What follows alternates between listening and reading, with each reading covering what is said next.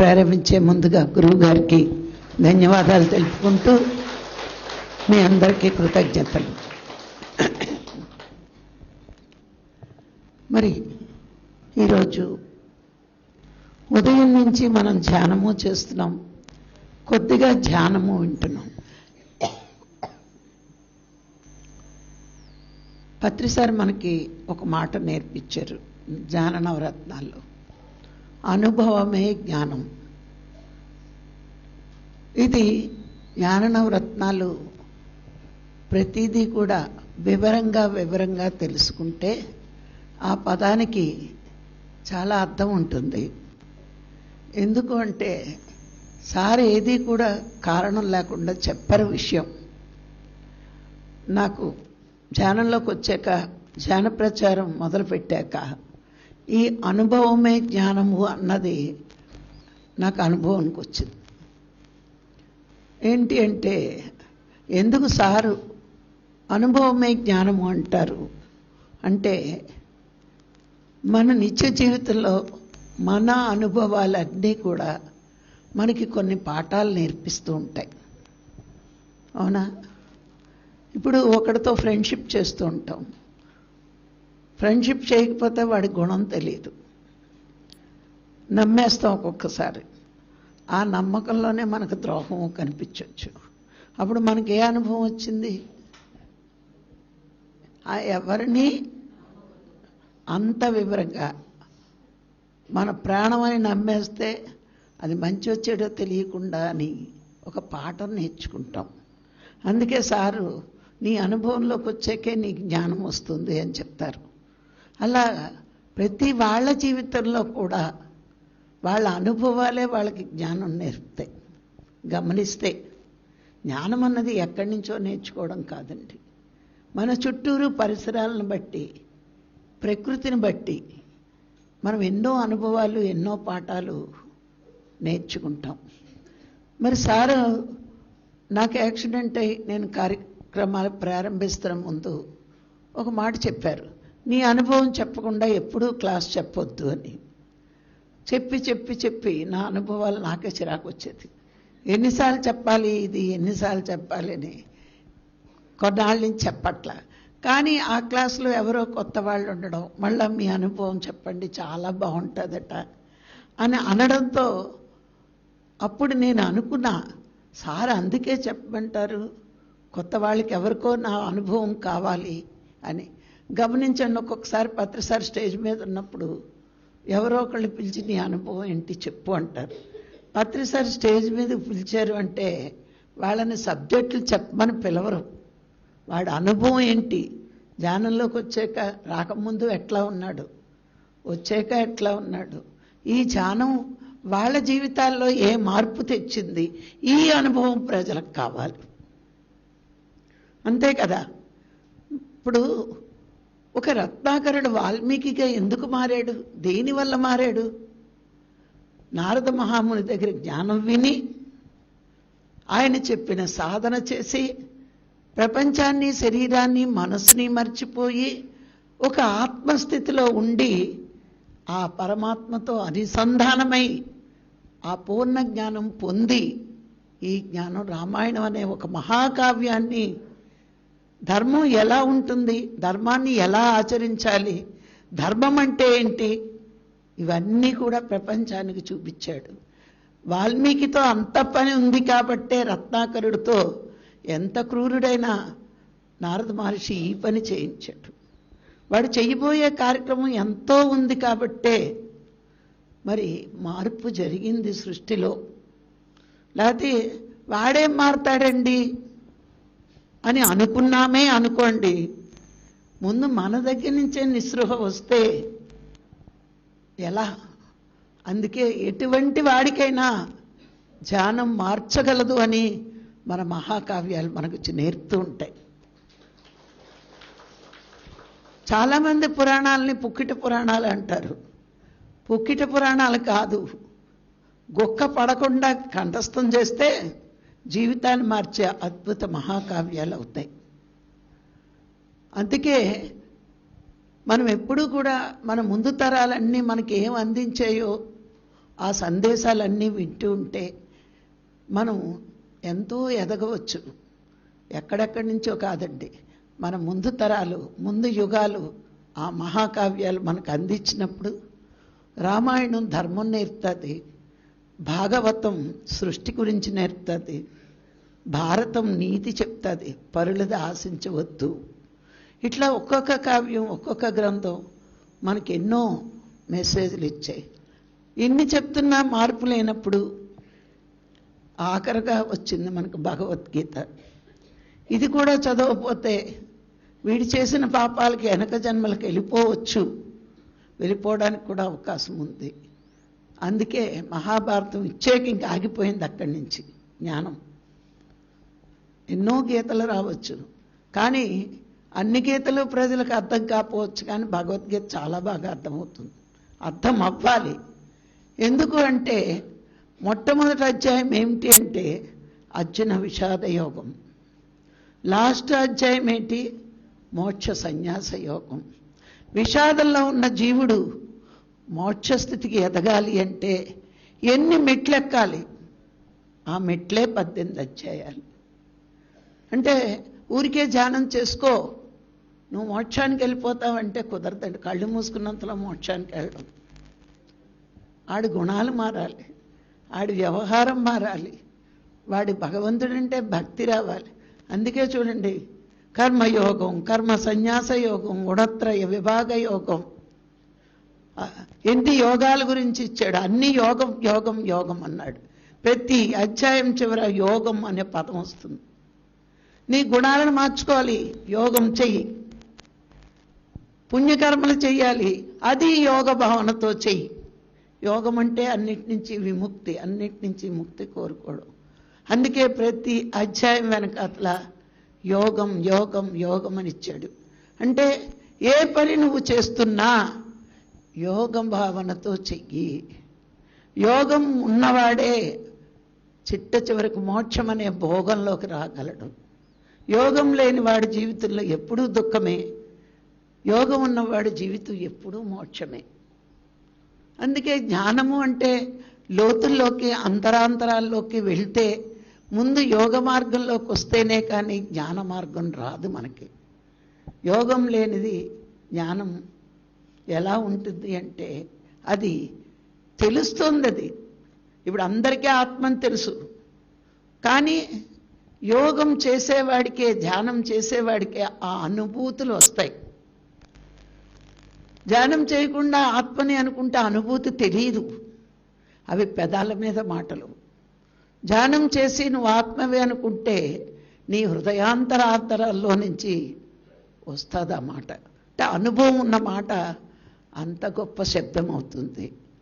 అందుకే అనుభవం రావాలంటే ధ్యానం చేయాల్సిందే. ఎంతటి మహాత్ములైనా మహర్షులైనా ఉన్న స్థితి నుంచి ఉన్నత స్థితికి ఎదగాలి అంటే ఆ ధ్యానం ఒక్కటే. అది లేని జీవితం వ్యర్థం అని ప్రతి మహాత్ముడికి తెలుసు. ఈ భూమి మీద వచ్చిన మానవ జన్మకి ధ్యానం ద్వారా మాత్రమే మాయని జయించగలరు అని భాగవతం చెప్తుంది. ధ్యానం లేకపోతే మాయకి వశమవుతారు, ధ్యానం ఉంటే మాయని జయించి పరమాత్మని తెలుసుకుంటారు. ఇప్పుడు మనందరము ఇన్ని వింటున్నా మళ్ళా అటు వెళ్ళిపోతున్నాము అంటే ఏదో క్షణంలో మాయమన్న ఆవహిస్తుంది. అప్పుడు బంధాల్లో కూరుకుపోతాం. ఆ బంధం ఏమవుతుంది, ఇది ఎలా తప్పుతుందండి అని మళ్ళా మనం పక్కోడికి క్వశ్చన్ వేస్తాం. తప్పుతుంది, తప్పించుకోగలం, కానీ మాయకు వశమైన అన్నాళ్ళు తప్పదేమో అనుకుంటాం. ఏదో ఒక క్షణాన మనకు లోన తపన ఉంటే తప్పకుండా అన్నిటి నుంచి తప్పించుకోగలం. లేదు మనకి ఆ వీలు కాని పరిస్థితులే వస్తే నేచర్ మన చుట్టూ బంధాలను ఒక్కొక్కటి వదిలిస్తుంది. మనం నిస్సహాయ స్థితిలో ఉన్నామనుకోండి, ఏమీ చెయ్యలేని స్థితి, కానీ మనకి ధ్యానం అంటే చాలా ఇష్టం, జ్ఞానం పొందాలని కోరుకుంది, కానీ ఒక నిస్సహాయ స్థితిలో ఉన్నాం. మన చుట్టూరు పరిస్థితులు మనకు అనుకూలంగా లేవు. కొన్నాళ్ళు మనం దాన్ని తిట్టుకోకుండా దాన్ని యాక్సెప్ట్ చేస్తూ బతికేస్తే మన చుట్టూరు ఉన్న పరిస్థితుల్ని మార్చే డ్యూటీ ప్రకృతి తీసుకుంటుంది. అందుకే శంకరాచార్యులు చెప్తారు ఒక మాట, పరమాత్మ కృప, గురువు కృప, ప్రకృతి కృప, శాస్త్రం కృప. ఈ 4 కృపలు ఒక సాధకుడి మీద ఎప్పుడూ ఉంటాయి. అవి వచ్చే కాన్సెప్ట్లో చెప్పుకుందాం. మరి ఈరోజు నా అనుభవమే మీకు చెప్తాను. పాత వాళ్ళకి మననం, కొత్త వాళ్ళకి శ్రవణం. అబ్బాయి ఈవిడ మొదలెట్టిద్దిరా బాబు అని అనుకోకండి. ఎందుకంటే చెప్పుతున్నది నేను కాదు, నా చేత చెప్పించబడుతోంది. ఈ వేదిక ఎక్కాక నేను ఒకటే అనుకుంటా, మైక్ చేతిలో రాగానే, స్టేజ్ ఎక్కిన వెంటనే ఏది పలికిస్తే అది నేను పలుకుతాను అనుకుంటా. అక్కడ ఏది అవసరమో అది నేను మాట్లాడతాను అనుకుంటా. అందుకే ఏ ప్రిపరేషన్ లేకుండా కూర్చుంటా. ఎందుకంటే శరీరాన్ని గురువు ఉంచాడు, ఆత్మ పరమాత్మ నుంచి భూమి మీదకి పంపించింది. గురువు ఎందుకు ఉంచాడు అంటే ఈ విశ్వానికి నా వల్ల ఏదో ఉపయోగం ఉందని గురువు ఉంచాడు ఈ శరీరాన్ని. మరి గురువో పరమాత్మ మాస్టర్లో ఎవరో ఒకడు నా చేత పలికించాలి, నేను పలుకుతూ ఉంటాను అంతే. ఇక్కడ నేను అనేది మేనుకు గొప్పతనం కాదు. అక్కడ ఆ పైవాడు పలికిస్తే నేను పలుకుతాను, ఏం చెప్పాలో అది చెప్తూనే ఉంటా. ఓకే, మరి ఇంత చెప్తున్నా నేను 2002కు పూర్వం రాజ్యలక్ష్మి వేరు, 2002 తర్వాత 3 తర్వాత 2, 3 మధ్యలోనే నా జీవితంలో మార్పులు జరిగాయి. అంతవరకు నేను సాధారణంగా చిన్నపిల్లల్లా ఉన్నప్పుడు కూడా దేవుడు అంటే ఏం నేర్చుకున్నానంటే, మనం ఏం అడిగితే అది ఇచ్చేస్తాడు. పెద్దలు ఏం చెప్తారు, పూజ చేసినా, గుడికి వెళ్ళినా మొక్కుకో, ఆ డిబ్బీలో డబ్బులైనా మర్చిపోతాం కానీ మొక్కుకోవడం మర్చిపోం. మళ్ళీ ఇంటికి వస్తే మన గోల ఎండేమో అని. ఈ రకంగా మనకి పెద్దవాళ్ళు ట్రైనింగ్ ఇచ్చేశారు. దేవుడు మనం పెట్టుకున్నాం కాబట్టి అడిగిన అన్ని చచ్చినట్టు ఇవ్వాలి ఆయనని, అంతే కదా, లేకపోతే దేవుణ్ణి మారుస్తాం. మనం కూడా వాళ్ళని బెదిరిస్తున్నాం లేండి, బోళ్ళు మంది దేవుళ్ళు కదా. ఇలా జీవితం. నేను వెస్ట్ బెంగాల్ అమ్మాయిని, బెంగాలీస్ కాదు కానీ తెలుగు అమ్మాయిని, వెస్ట్ గోదావరి కోడలు. మరి అక్కడేమో నాన్నగారికి పూజలు ఉండవు, మా ఇంట్లో తక్కువ. ఎక్కడో ఉన్నారు కదా, ఏదో అమ్మ మటుకు చేసేసుకుంటుంది, ఇలా అని అలా తింటాం. పుట్టినప్పటి నుంచి వెజిటేరియన్ ఫ్యామిలీ నుంచి మాంసం గోల్లేదు.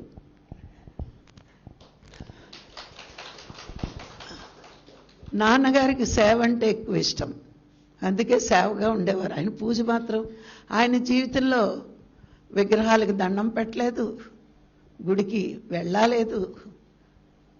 రాజకీయంగా చూస్తే కాంగ్రెస్ తరపున ఉండేవారు, హెల్ప్ అంతా కమ్యూనిస్టులు చేసేవారు. ఆయన అంటే చుట్టుపక్కల ఫ్రెండ్స్ రాజకీయాల్లో ఉన్నప్పుడు వాళ్ళు కాంగ్రెస్, ఈయనేమో భావాలన్నీ కమ్యూనిస్టు. ఇంక కమ్యూనిస్టులు గుడికేం వెళ్తారు, వెళ్ళరు కదా. అందుకని ఆయన వెళ్ళకపోగా నాకు నూరు పోసేవారు. ఊరికే మీ అమ్మ బొమ్మలు ఎట్టుకుని కూర్చుంటుంది, ఏమి ఇస్తాడు చెప్పు, ఆ టైంలో నాకు 2 కాఫీలు ఇస్తే హాయిగా తాగుతాను కదా అనేవారు. ఆ కాఫీ పిచ్చి నాకు అంటుకుంది వారసత్వంగా. నాన్న ఆస్తి రాలేదు కానీ నాన్న భావాలు వచ్చి కాఫీలు తాగడం, సేవ చేయడం. ఇలా అత్తవారింటికి వచ్చాం. నేను చదువంతా ఆంధ్రాలో చదువుకున్నాను, అందుకే తెలుగు ఇంత బాగా మాట్లాడగలను అన్నీ తెలుసు. అయితే పెళ్ళయ్యాక చిన్నప్పుడు చిన్నపిల్లలప్పుడు పూజల మీద భక్తి గిక్తి ఏమి ఉండదు. ఏదో పెద్దవాళ్ళ గుడికి తీసుకెళ్తే వెళ్తాము, పండగ రోజు దండం పెట్టుకోమంటే పెట్టుకుంటాం. అప్పుడు చదువుల్లోని ఆటల్లోని బాల్యం గడిచిపోతుంది ఎవరికైనా సరే, అలాగే గడిచిపోయింది. మరి రాఘరావు గారిని పెళ్ళాడాక మా అత్తవారింట్లో అంతా రాజకీయ వాసనలు, సేవ ఉంది, రాజకీయం ఉంది. వాళ్ళ తాతగారు ఫ్రీడమ్ ఫైటరు, వాళ్ళ నాన్నగారు చైర్మన్, ఎప్పుడూ రాజకీయాలు వాళ్ళకి. మరి అందులో మా వారికి ఎలా పిచ్చి పట్టిందో, వెంకటేశ్వర స్వామి భక్తుడు ఈయన. సరే అత్తవారింటికి వచ్చాక మరి అన్ని బాధ్యతలతో పాటు పూజ గది బాధ్యత కూడా వస్తుంది కదా. చిన్నప్పుడు ఏం చెప్తారు, ఏం అడుగుతా అది ఇస్తారు భగవంతుడు అంటే, దేవుళ్ళు. నేను కూడా పూజ చేసి మా ఆయన బాగోవాలి, నా పిల్లలు బాగోవాలి, మా వ్యాపారాలు బాగోవాలి, ఈ మూడే. పక్కోడు గిక్కోడు ఎవడో మాకు దృష్టిలో మనుషులు కాదు మాకు. ఎందుకంటే ఎందుకు ఇవన్నీ చెప్తున్నానంటే ప్రాపంచ జీవితంలో ఎంత స్వార్థంగా బతికేమో ఆధ్యాత్మిక జీవితంలోకి వచ్చాక మన మనస్తత్వం ఎలా మారిందో మనకి ఆ కంపారిజన్ ఉండాలి. కానీ మనం ఏ గుడికి వెళ్ళనివ్వండి, ఏ భజనలో అనివ్వండి, లాస్ట్లో ఒక మాట అనేసి వస్తాం, సర్వే జనా సుఖినో భవంతు. ఈ మాట మాత్రం ఖచ్చితంగా అంటాం. కానీ దేవుడితో రహస్యంగా చూడండి, అశ్వత్థామ అతః కుంజరః అన్నాడు సైలెంట్గా. మనం కూడా సర్వే జనా సుఖినో భవంత నేను అన్నాను కానీ నా ఫ్యామిలీనే చూడు అంటాం దేవుడి దగ్గర కదా. వాళ్ళు ఎలా పోతేనే మా ఆయన, నా పిల్లలు, నా వ్యాపారం, నా గోళ, నా సంసారం. ఇదే కదా మాట్లాడేది ఒకటి, ఆలోచన ఒకటి. అక్కడి నుంచి మనం చిన్నప్పుడు ఇంత విచారణ చేసుకోం. మన పనుల్ని చేస్తామా? చెయ్యం. అంటే అక్కడ మనకు త్రికరణ శుద్ధి ఉండదు. ప్రాపంచిక జీవితంలో మనకి త్రికరణ శుద్ధే ఉండదు. మాట, చేత, ఆలోచన అన్నీ మూడు వేరువేరే. గమనిస్తే బయటికి అంటావు సర్వే జనా సుఖినో భవంతు అని, లోన ఆలోచన నా పిల్లలు బాగుండాలి, నా మొగుడు బాగుండాలి, అంతే. ఇటు అమ్మా నాన్న వద్దు, అటు అత్త మామ వద్దు. ఏమైపోతే మనకెందుకు, వాళ్ళ మొగుళ్ళు వాళ్ళని అడుగుతారు. ఇది మన గోల. ఇది అయిపోయింది. మరి మా పూర్వీకులు కూడా హోమియోపతి పెట్టేవారు. మరి రాఘరావు గారికి సేవ, భక్తి రెండు ఎక్కువే. అందుకని ఈయన భక్తి పరాకాష్ఠకు చేరిపోయిన మూలంచి వెంకటేశ్వర స్వామి గుడి కట్టడం జరిగింది. మరి హోమియోపతి హాస్పిటల్, అలాగే మరి ఈదిలోకి ఐస్ వాటర్ సప్లై చేసేవాళ్ళం ఎప్పుడు, ఓల్డ్ ఏజ్ వాళ్ళకి ఫంక్షన్స్. ఇది కాకుండా నాకు సేవ అంటే చాలా ఇష్టం. అది సేవ చేస్తున్నాను అనుకోలే, ఖాళీగా ఉండి మరి డబ్బున్న కోడలను కదా, వంట పని ఇంటి పనులు ఉండవు, అడుగడుగుని మనుషులు ఉంటారు. కానీ చుట్టుపక్కల అందరినీ పిలిచి నేను కుట్లు అవి నేర్పుతూ ఉండేది. అప్పుడు రాఘరావు గారు ఏమన్నారంటే, నీకు ఇంత ఇంట్రెస్ట్ కదా, ఒక ఇన్స్టిట్యూట్ పెట్టచ్చు కదా అని అన్నప్పుడు నేను ఇన్స్టిట్యూట్ పెట్టడం. మరి ఇందాక మా ఫ్రెండ్ చూపించుంటారు మీకు, తను సాఫ్ట్ టాయ్స్ చెప్తూ ఉండేవారు. మేము ఇన్స్టిట్యూట్ పెట్టిన కొత్తలో సాఫ్ట్ టాయ్స్ నేర్చుకోవడం అంటే ఒక గ్రేట్ 1 అన్నమాట. అది అంత గొప్ప. మరి అది మా ఇన్స్టిట్యూట్లో మేము నేర్పుతున్నాం అంటే మేము చాలా గ్రేట్ కింద ఫీల్ అయ్యేవాళ్ళం.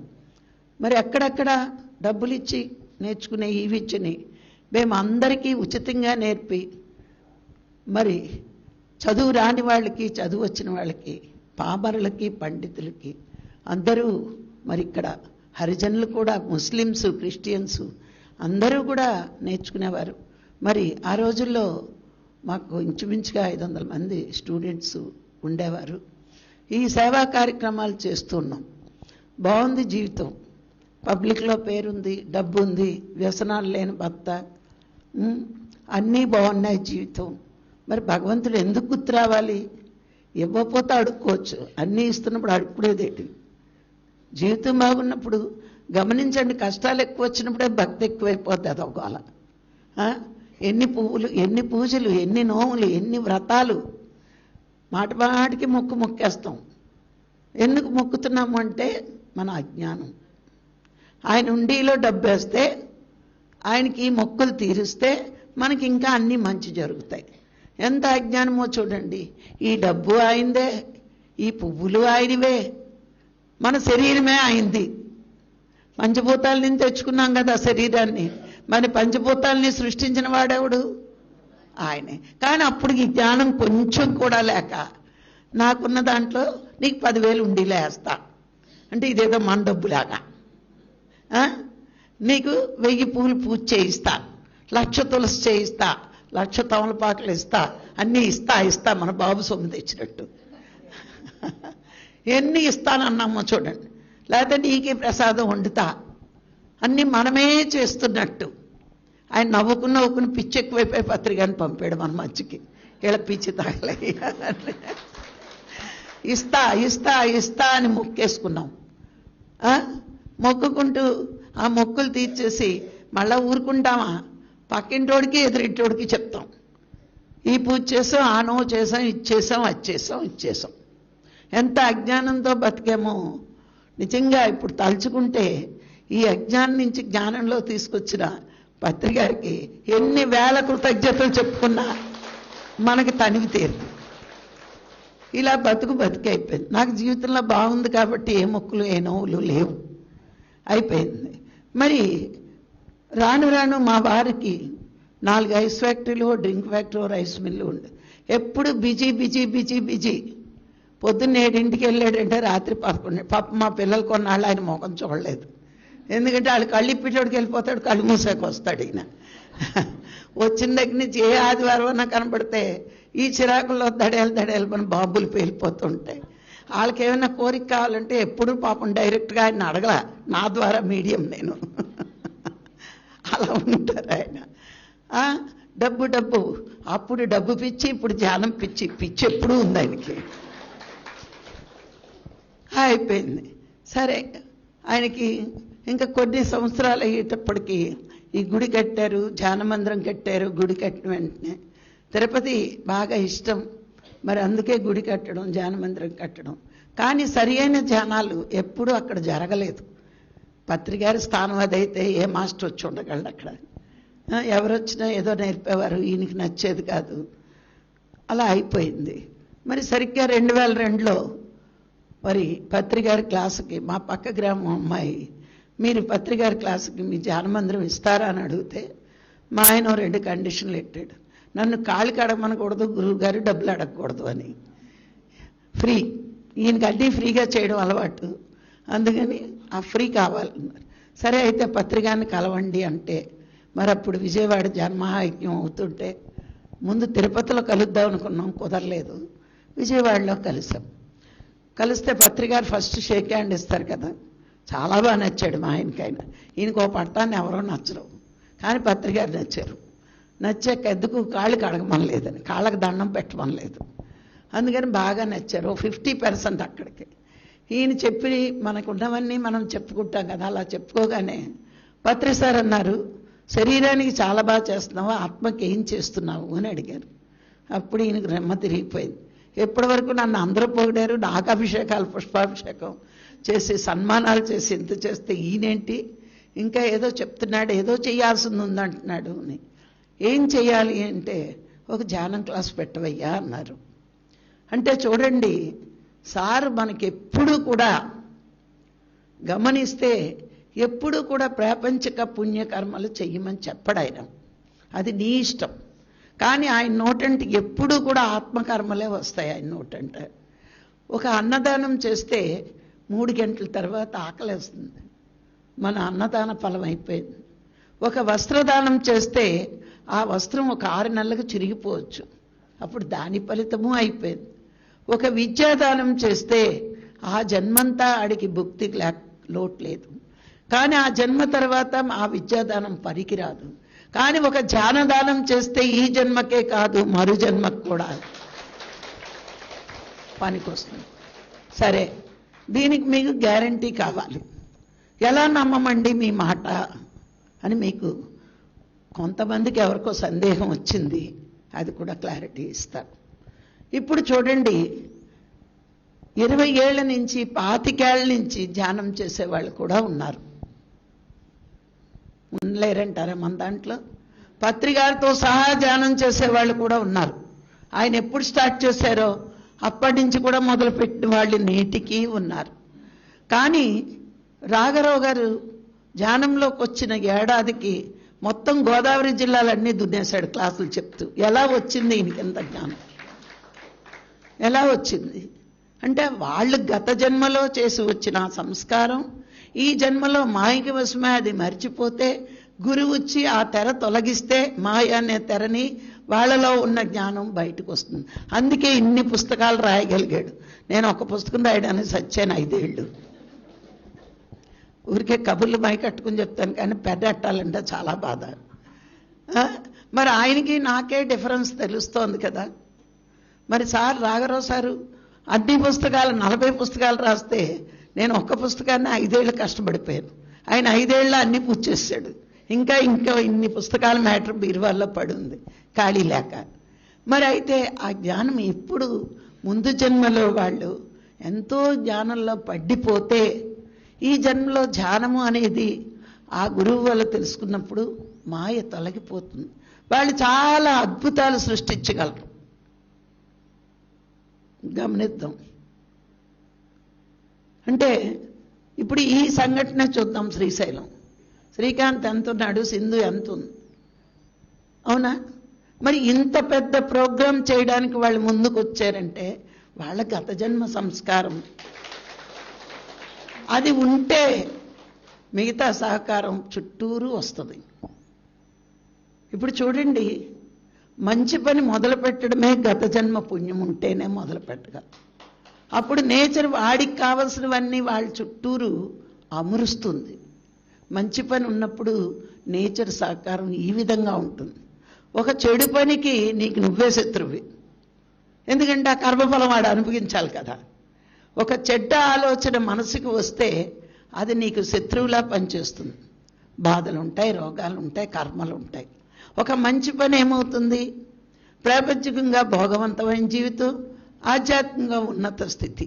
ఇప్పుడు ఇలాంటి కార్యక్రమాలు చేయడం అంటే మాటలు కాదండి. అసలు మనం ఉన్న ఊర్లో కొంచెమైనా అరేంజ్ చేయగలం. ఎక్కడో వెళ్ళి ఎందరెందరినో పట్టుకుని చేయాలంటే ఈ సార్ని వీళ్ళందరినీ నేచర్ వాడికి సహకరించడానికి నేచర్ ఇచ్చింది వాడికి. లేకపోతే ఆ టైంకి ఆ సార్ రావడం, ఆ సార్ స్పిరిచువాలిటీగా ఉండడం, లేకపోతే వాడికి ఎలా వస్తుంది? అంటే ఖచ్చితంగా మనము గత జన్మలో ఎంత చేసి వచ్చి ఉన్నా మాయకి వశమై మర్చిపోతాం. అప్పుడు గురువు అనేవాడు ఈ టైంలో అవసరం. ఆ మాయని తొలగించేదే గురువు. అర్థమైందండి? గురువు రానంతసేపు రాఘరావు గారు కూడా డబ్బు మాయలో ఉన్నారు. గురువు వచ్చాక సత్యం తెలిసింది. రత్నాకరుడు చూడండి, నారదుడు చెప్పాడు, నువ్వు ఇన్ని పాపాలు చేస్తున్నావు, నీ భార్య పిల్లలు నీ పాపంలో వాటా తీసుకుంటారా అడిగితే వాళ్ళన్నారు, నేనెందుకు తీసుకోవాలి, ఎలా పోషించాల్సిన డ్యూటీ నీది, ఎలా డబ్బు తెస్తావో మాకు అనవసరం, మేమెందుకు తీసుకో. అప్పుడు కదా జ్ఞానోదయం అయింది. అలాగే రాఘరావు గారికి ఎంత డబ్బు అందరికీ ఇస్తాను, ఈ డబ్బు సంపాదించేటప్పుడు వచ్చిన పాపాలు నావవుతాయి అని ఆయనకు వచ్చినట్టు కొంచెం జ్ఞానోదయం మా ఆయనకి అయ్యి బిజినెస్లన్నీ పిల్లలకి అప్పచెప్పి ఈయన ఇంకా ఆయన వెనకాతలు పెట్టేట్టు బయలుదేరాడు. అప్పుడు మా చుట్టాలందరూ అనుకున్నారు వీడికి పిచ్చి పట్టేసింది. మా అన్నయ్యలు అంతే తెగ తిట్టారు మా ఆయన్ని. బావకు పిచ్చెక్కింది, కోట్లు వస్తుంటే వదులుకుని ధ్యానం ధ్యానం అని తిరుగుతాడు అని. కానీ ఈరోజు తిట్టిన వాళ్ళే ఎంత బాగా పొగుడుతున్నారు. ఎందుకంటే సంపాదించిన ఆస్తి కొడుకు పాలు, పాపాలు నీ పాలు. పాపాలు ఎవరి పాలు అవుతే సంపాదించాక మన పాలు, ఆస్తి కొడుకుల పాలు. అందుకని తిట్టిన నోరే ఈ రోజు పొగుడుతుంది, హాయిగా జ్ఞాన మార్గంలో ఉన్నాడు మహాత్ముడు అని. మరి ఇప్పుడు చూడండి, మన పిఎంసి ఛానల్ భీమవరంలో రావాలంటే అక్కడ ఆ వీసీవీ ఉంటుంది కదా, ఆయనకి మా షాపుల్లో ఆయన ఫస్ట్ అద్దెకుండేవాడు. అద్దెకుంటే మరి బాగా తెలుసు రాఘరావు గారు పెద్ద స్టేజ్లో ఉన్నాడు, ఆయన చిన్న వీడియోలు అవి పెట్టుకున్నాడు, సీడీలు అవి అమ్ముకునేవాడు. ఇప్పుడు మా పెద్దబాబు ఆయన కలిపి షెటిల్ ఆడుకుంటారు. ఆయన చెప్తూ ఉంటాడంట, బాబోయ్ మీ నాన్నగారిని మాట్లాడడానికి రావద్దనండి, ఆయన ఎదురుగుండా నేను రేటు పెంచమని అడగలేకపోతున్నాను. మా పెద్ద బాబుతో చెప్తూ ఉంటాడట, మీ నాన్నగారు మొహం చూస్తే ఆయన ఎంత ఇస్తానంటే అంత ఓకే అనాలనిపిస్తుంది నాకు, దయించి ఆయన నా దగ్గరికి పంపకండి. ఈ పిఎంసి వాళ్ళు రాఘరావు గారినే పంపుతారు. ఆ 40 లక్షలు డిమాండ్ చేస్తే రాఘరావు గారు వెళ్ళి 5 లక్షలు సర్దేసుకోండి ఈసారికి అంటారు. ఇలా ఉంటాయి వ్యవహారాలు.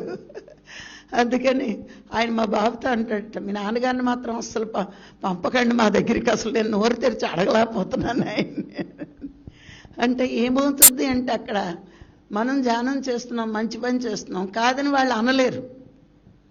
2008లో మేము 13,000 మందితో ఒక ధ్యాన గ్రామీణం ప్రోగ్రాం చేస్తే ఆయన ఇది లైవ్ ఇస్తూ 50 గ్రామాలకి 60 గ్రామాలకు ఒక్క పైసా మా దగ్గర తీసుకోలే.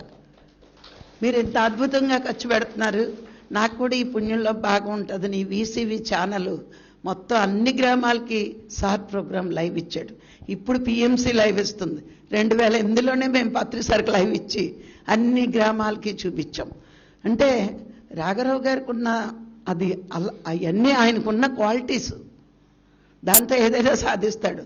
కాదంటే ప్రాపంచిక జీవితంలో కూడా ఆయన ఎప్పుడు ఒకళ్ళ పైసా ఆశించడు, ఆయనే ఇంకోళ్ళకి పెడతాడు, ధర్మంగా ఉంటాడు అనే ఒక పేరు ఉంది ఊర్లో, గ్రామాల్లో కూడా ఆ పేరుండమలంచి ఇంత ఈజీగా ధ్యాన ప్రచారం చేశారు. ఎందుకంటే చుట్టుపక్కల అన్ని గ్రామాల నుంచి మాకు ధాన్యాలు వస్తుంటాయి మిల్లుకి. ఆ పరిచయాలతో ఈయన ధ్యాన ప్రచారం అల్లుకుపోయారు. ఇలా ప్రచారం చేస్తూనే ఉన్నారు. మరి పత్రిసారి 2002లో మరి ఆయనకి మేము మొట్టమొదటి క్లాస్ పెట్టడం జరిగింది. మరి అప్పుడు 700 మంది వచ్చారు క్లాస్కి. ఎందుకంటే పత్రిసారి తెలియదు ఎవరికి, రాఘరావు గారు స్వామీజీని తీసుకురావడం ఏంటా అని చూడడానికి వచ్చారు. ఇదేంటి ఇది ఏ స్వామీజీ వచ్చినా వెళ్ళడం మాకు కబురు పెడతారు. స్వామీజీలు వస్తే పెద్ద పెద్ద వాళ్ళని కబురు పెడతారు కదా. మా ఆయన కాళ్ళు కడిగితే 1,00,000 అడుగుతాడేమో అని భయం.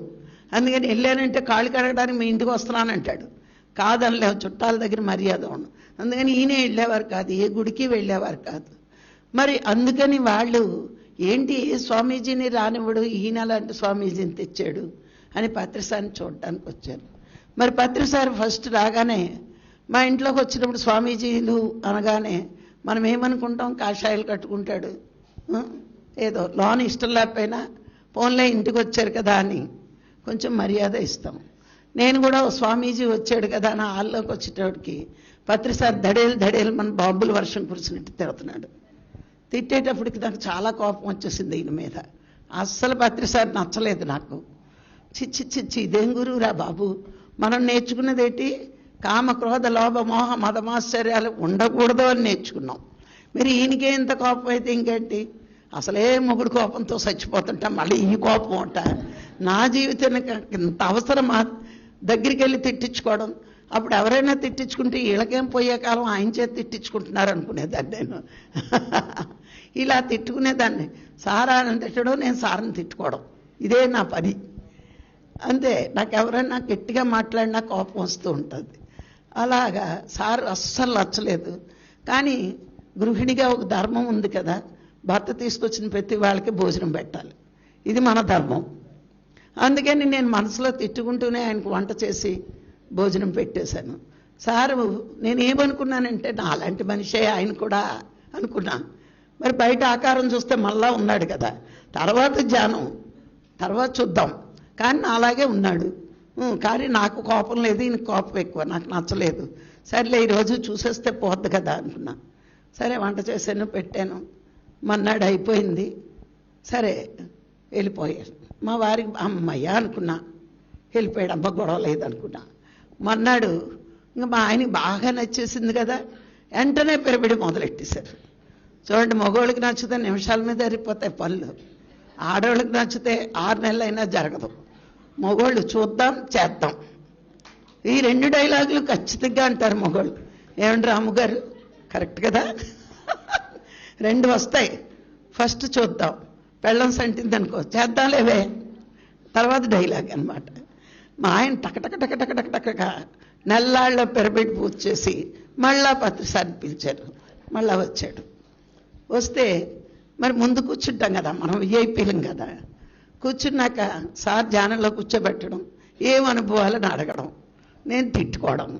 అనుభవాల వాళ్ళ కాడ చూడండి, రాజకీయ నాయకులు డబ్బులు ఇచ్చి జై జై అనిపిస్తారు కదా, ఈయన కూడా ఏమన్నా చెప్పించేస్తాడేమో జనాల చేత. ఇది వచ్చింది, అది 5 నిమిషాలు కాళ్ళు మూసుకుంటే, అరగంట కళ్ళు మూసుకుంటే ఎవడో కనపడ్డం ఏంటి, అసలు కనపడడానికి కాళ్ళు మూసుకోవడానికి సంబంధం ఏంటి అని తెగ తిట్టుకునేదాన్ని నేను. సరే మనకెందుకు, నేను జీవితంలో ధ్యానం చెయ్యను. పత్రిసారిని చూసి ఫస్ట్ డిసైడ్ అయింది అది. నా జీవితంలో నేను కళ్ళు మూయను, ధ్యానం చేయను, నాకు అవసరం లేదు. నాకు ఆరోగ్యం బాగుంది, మంచి డబ్బు ఉంది, దుఃఖలా ఉన్నాను, పెద్ద పలుకుబడి, పెద్ద ఫ్యామిలీ, నాకు అవసరం లేదనుకున్నా. అనుకుని చేయలే. అయిపోయింది. సార్ వెళ్ళిపోయారు. మరి వెళ్తూ ఏమన్నారు, జనవరి లేదు ఫిబ్రవరిలో 3 రోజులు యజ్ఞం చేయమన్నారు. మా ఆయనకి నచ్చేసాడు కదా, నచ్చినప్పుడు ఇంకే ఉంది. ఇంక సలకాయ ఊపేశారు చేసేస్తానని. అప్పుడు ఈస్ట్ వెస్ట్లో ధ్యానం అనే పదమే లేదు. 10 మంది మాస్టర్స్ మా ఇంట్లో నెల్లాళ్ళుండి చుట్టుపక్కల ధ్యాన ప్రచారానికి వెళ్ళేవారు. వెళ్తే మరి ఈ పాంప్లెట్లే కొట్టి పట్టుకెళ్తే వాళ్ళు రోజు నన్ను సెంటేవారు, వాళ్ళ పని వాళ్ళు చేసుకోక. మేడం ధ్యానం చేయండి, ధ్యానం చేయండి. నాకు అసలే తిక్క ఎక్కువ, ఎవడైనా చెప్తే తిక్క పెరిగిపోద్ది, ఒకడు చెప్తే నేను ఎండ వింటాను. అలాగా వీళ్ళు ధ్యానం చేయమంటున్నారు. నాకు అప్పుడు చాలా పొగరు, అహంకారం అన్నీ ఎక్కువే. ఎందుకంటే నాకే అన్నీ తెలుసు. ఇది ఎవరి దగ్గర ఉంటుందో వాళ్ళకి అహంకారం ఖచ్చితంగా ఉంటుంది. ఒకడు చెప్పేది ఏంటి అని. అంటే ధ్యానం మనకి ఏమవుతుందంటే చిన్నప్పటి నుంచి ధ్యానం గురించి ఎక్స్ప్లెయిన్ చేసే స్కూల్ టీచర్సు లేరు, ఇంట్లో తల్లిదండ్రులు లేరు. దానివల్ల మనకి ధ్యానంలో ఒక అవగాహన రాలేదు. ధ్యానం అంటే ఇంకొంచెం ఏంటంటే అన్నీ వదిలి ధ్యానం చేస్తే దేవుడు వచ్చేస్తాడు, కానీ మనకు అంత ఓపిక లేదు. ఎందుకంటే మనకు కోరికలు లేవు కదా, ఉన్నాయో ఉన్నాయి. మళ్ళీ దేవుణ్ణి ప్రత్యక్షం చేసుకునే అంత కోరికలు లేవు. మోక్షం అంటేనే తెలియదు, మళ్ళీ కోరికలు ఎందుకు. ఇలా ఉండేదాన్ని. వాళ్ళు అనేవారు, మేడం ధ్యానం సకల రోగ నివారణి, సకల జ్ఞాన ప్రదాయని రకరకాలుగా చెప్పేవారు. నాకు ఈ సంటికి చూసి, మీరు నోరు మూసుకుని ఊరుకుంటే కమ్మగా వంట చేసి పెడతాను, మీరేమన్నా నాకు ఎక్కువ చెప్తే ఉప్పు కారం ఎక్కువ వేసేస్తానని చెప్పాను. నా జోలికి వస్తే సస్తారు మీరు, అందుకంటే నా జోలికి రాకండి, మీ పని మీరు చేసుకోండి అని చెప్పి పంపించా. అయిపోయింది, యజ్ఞం అయిపోయింది. 3 రోజులు యజ్ఞం అయిపోయింది. మధ్య రోజున మా పెళ్లి రోజు వచ్చింది. సార్ ఏం చేస్తారంటే ఎవడైనా బుట్టలో పడకపోతే మంచి బుట్ట వేస్తూ ఉంటాడు. నేను పడట్లేదు, ధ్యానం చెయ్యట్లేదు, గ్రౌండ్లో క్లాస్ అవుతున్నా వెళ్ళట్లేదు, ధ్యానం చేయడానికి వెళ్ళట్లే. సరే మ్యారేజ్ డే చెప్దాం సెలబ్రేషన్స్ అని శివప్పకి చెప్పి కేక్ తెప్పించారట. నాకు తెలీదు. సాయంత్రం కేక్ స్టేజ్ మీద పెట్టి రాజ్యలక్ష్మి మేడం రావాలి అని మైక్లో చెప్పారు. ఈయనే నచ్చట్లేదంట, మళ్ళీ స్టేజ్ ఒకటి ఏంటి అనుకుంటూ మళ్ళీ తిట్టుకుంటూ స్టేజ్ దగ్గరికి వెళ్ళారు. రాఘరావు గారు పత్రి సార్ కూర్చున్నారు. పత్రి సార్ కొంచెం జరిగి మధ్యలో కూర్చోబెట్టుకుని మైక్ ఇచ్చారు. మైక్ ఇచ్చి మాట్లాడండి అన్నారు. ఆయనే నచ్చట్లేదు, ఆయన చెప్తే వినాలా, నా కర్మ కాకపోతే అనుకుని మైక్ కట్టుకున్నా. ఉండండి మీ పని చెప్తానని ఒకటే చెప్పా. నాకు పత్రి సార్ అస్సలు నచ్చలేదు. ఎందుకు, ఈయన అందరినీ తిడతాడు దడేలు పని, అందుకని నాకు అస్సలు నచ్చలేదు. కోపం అంటే చిరాకు నాకు.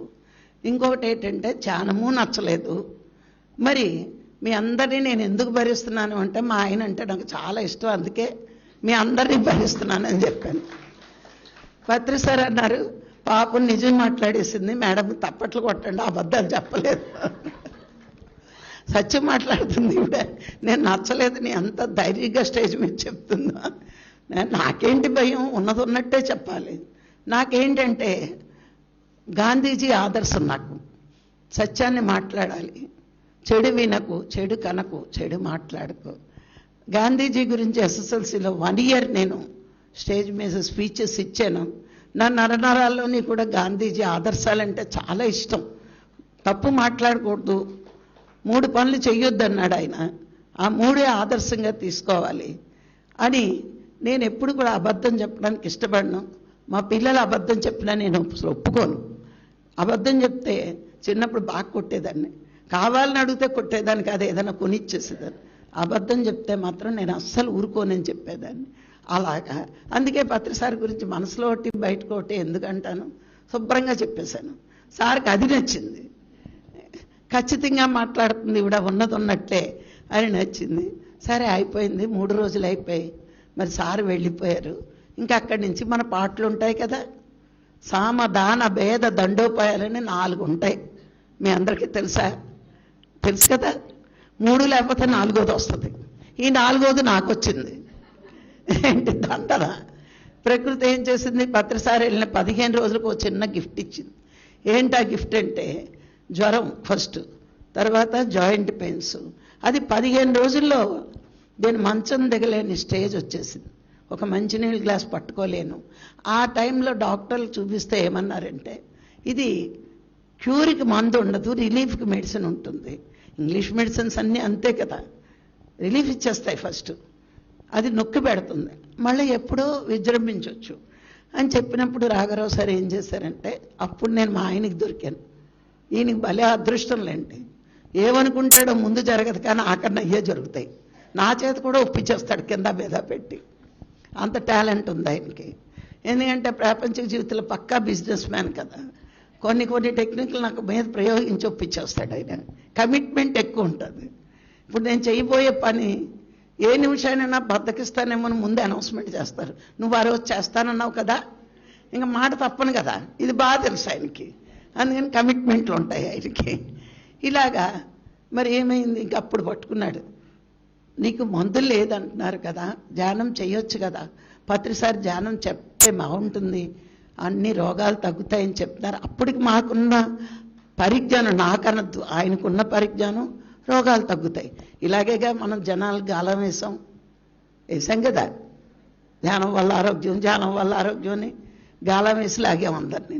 తగ్గపోతే ఏం చెప్తున్నాం ఇప్పుడు, ఇంకొంచెం ధ్యానం చేయి, ఇంకా తగ్గపోతే ఇంకొంచెం చేయి, ఇంకా తగ్గపోతే నీ ఎనర్జీ లెవెల్స్ లేవు, ఇంకా తగ్గపోతే నీ కర్మ ఇంత గట్టిగా ఉంది, ఎన్ని జన్మల్లో కోరి తిన్నావో అంటే అన్ని మాటలు మనం ఎలా అన్నా మార్చేయగలం మనం కదా. అందుకని మరి ఆరోగ్యం బాగోవాలంటే ధ్యానం చేయాలి కాబట్టి నన్ను మాకు మొదలెట్టారు, ధ్యానం చేయని. పత్రికని తప్పించుకున్నాను, పక్కనున్న ముగుడాలా తప్పించుకుని అదొగ్గోలా. అందుకని ధ్యానం చేసేస్తే పోలా, ఇంక ఈయన రోజులు ఇవి ఊరందరికీ చెప్తున్నప్పుడు పెళ్ళం చేయకపోతే అంత నామోషిలకే. అందుకని నన్ను పట్టుకున్నారు. పట్టుకుంటే నేను అప్పుడు ధ్యానం చేయడానికి డిసైడ్ అయ్యాను. డిసైడ్ అయినప్పుడు మామూలుగా డిసైడ్ అవ్వాలి, తగ్గితే ఓకే చెయ్యొచ్చు, మా ఇన్స్టిట్యూట్లో స్టూడెంట్స్ చేయించవచ్చు, వాళ్ళు ఎంతో మెడిసిన్ ఖర్చు పెడుతున్నారు కాబట్టి మరి ధ్యానం ఉంటే వాళ్ళ జీవితంలో మరి మెడిసిన్ చాలా తగ్గించుకుంటారు అనే ఉద్దేశంతో, మరి తగ్గపోతే నన్ను మాయ చేసి ధ్యానం చేయిస్తున్నారు కాబట్టి నా దెబ్బకి పత్రికారు మా ఆయన అయిపోవాలి దెబ్బకి అనుకున్నా. ఎక్కడ క్లాస్ పెడితే అక్కడికి వెళ్ళి అబద్ధాలు చెప్తున్నారు, తగ్గట్లేదు అని చెప్పాలన్నంత కోపంతో ధ్యానం మొదలెట్టా. ఏది దొంగ ధ్యానాలు చేయలేదు, సిన్సియర్గా శ్వాస మీద చేసెట్టి హాయిగా 2 గంటలు. మన ఆడవాళ్ళకి కొంచెం పట్టుదల ఎక్కువ కదా, పాప మగవాళ్ళు మనకు లేదనుకుంటారు, మనకున్న పట్టుదల ఇంత అంత కాదు, ఏదైనా కోరిక వస్తే చేసేవరకు ఆగం. అలా 2 గంటలు కూర్చునేదాన్నండి. స్టార్టింగ్ నుంచి నేను 2 గంటలే. ఏంటంటే ఆలోచనలు వస్తాయి, శరీరం ఇబ్బంది పడుతుంది. చూడండి, పండగ రోజుని పుణ్యం వస్తుందని ఎంత కష్టమైనా పడి తెల్లవారుజాము లేచి ఇల్లు వాకిళ్ళు కడిగేసి ప్రసాదాలు వండేసి భోజులు భజనలు చేసి వస్తాం. అదే రోజు లెగ్గలమా, రోజు ఎవడో నేర్పలేదు పుణ్యం వస్తుంది, ఇప్పుడే నేర్చుకుంటున్నాం కదా. ఇప్పుడు తెల్లవారుజాము ధ్యానం చేస్తే మంచిదని ఇప్పుడు నేర్చుకుని లెగుస్తున్నాం. అయితే అప్పుడు వీళ్ళ మీద పట్టుదలకి నేను ఖచ్చితంగా పొద్దున్న 6 to 8, ఈవినింగ్ 6 to 8 2 గంటలు కూర్చునేదాన్ని. ఈ కూర్చోవడము అది ధ్యానం అలవాటుగా మారింది. 2 నెలల్లో నేను కంప్లీట్ తగ్గించుకుని ధ్యానం మంచిది అనే ఒపీనియన్కి వచ్చాను. అలా వచ్చిన నేను నాకెక్కడ నమ్మకం కుదరలా. ధ్యానం ఏంటి, ఆరోగ్యం ఏంటి, దానికి దీనికి ఏమైనా సంబంధం ఉందా? మరి ఋషులందరూ భగవంతుడి కోసం ధ్యానం చేస్తే మనమేంటి ఆరోగ్యం కోసం చేయడం? ఇంకా లోన తులుస్తోంది. ఇది కాదు, మాకు స్పిరిచువల్ లైబ్రరీ ఉంది, గుడి కట్టిన దగ్గర నుంచి. అందులోకి వెళ్ళి వెతికితే అసలు ఎంత అద్భుతం అంటే ధ్యానం చేసే హక్కు మానవులకే ఉంది. మానవుడు ఒక్కడే భగవంతుడిని తెలుసుకోగలడు. భగవంతుడిని తెలుసుకోవాలి అంటే ధ్యానమే చెయ్యాలి. భగవంతుడికి ఇష్టలుగా మారాలి అంటే ధ్యానమే. ఈ వర్డ్ నాకు చాలా బాగా నచ్చింది. భగవంతుడికి ఇష్టం లేదని మనుషులు భూమి మీద ఉంటారా? ఉండరు కదా. ఆ ఇష్టమైన భగవంతుణ్ణి తెలుసుకోవాలి, దర్శించాలి అంటే ధ్యానం తప్పించి ఏమీ లేదు. పూజ కాదు, స్తోత్రం కాదు, యజ్ఞం కాదు, యాగం కాదు, జపం కాదు, తపం కాదు, ధ్యానం. ఇదే నేను చదివిన ఉపనిషత్తుల సారాంశం.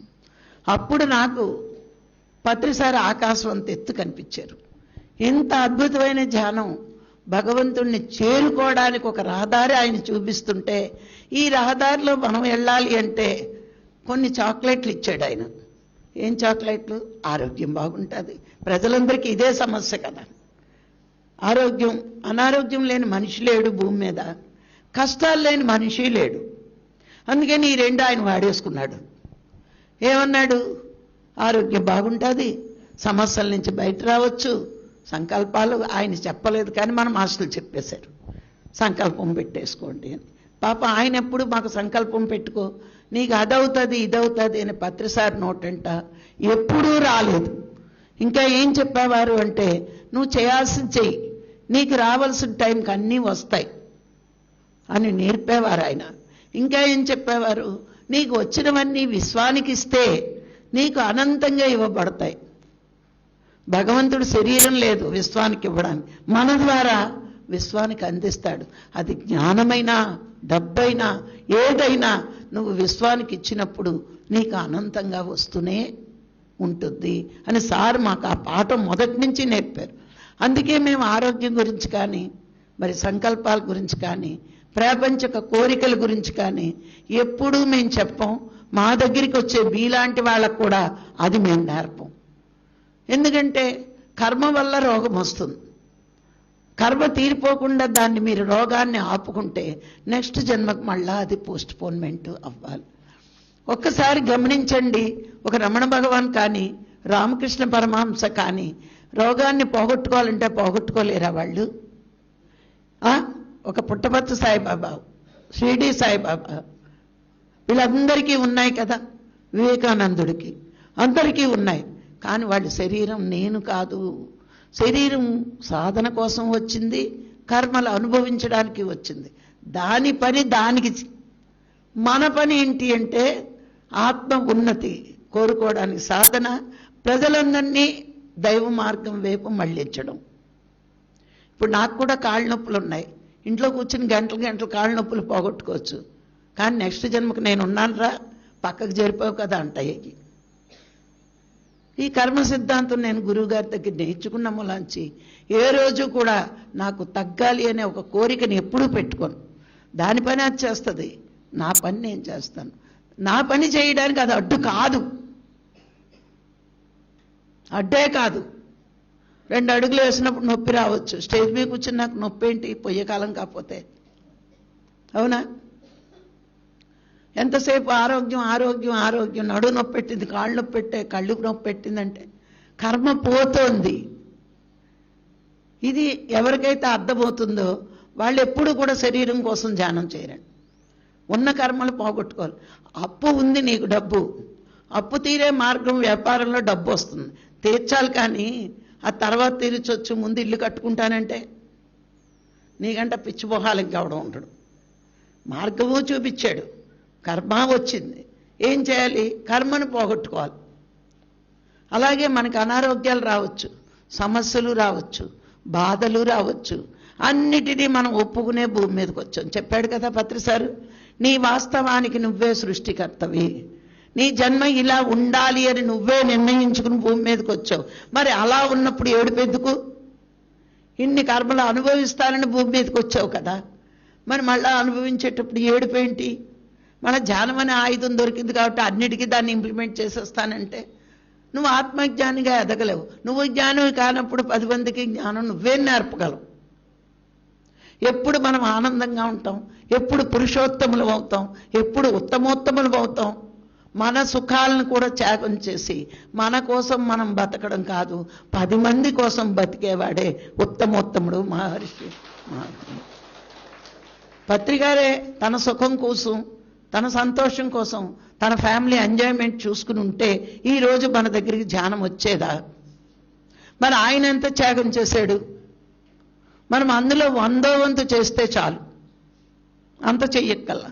మరి ఆయనే మనకు ఆదర్శం, ఇంకెవరూ కాదు. ఆయన ఎప్పుడు కూడా ఎలా ధ్యానం చెప్పాలి, ఎలా పెంచాలి, ఈ ధ్యానుల్ని ఎలా తయారు చేయాలి, ఎక్కడ వెళ్ళాలి, నిరంతరము ఆయన శోధన అదే, చెప్పడము అదే. అందుకే నేను కానీ రాఘరావు గారు కానీ శరీరం మనసు పక్కన పెట్టి ఆత్మోద్ధరణే ముఖ్యం అనుకుంటూ మేము ఆ మార్గంలోకి వెళ్తూ మీ అందరినీ అదే మార్గంలో తీసుకెళ్తున్నాం.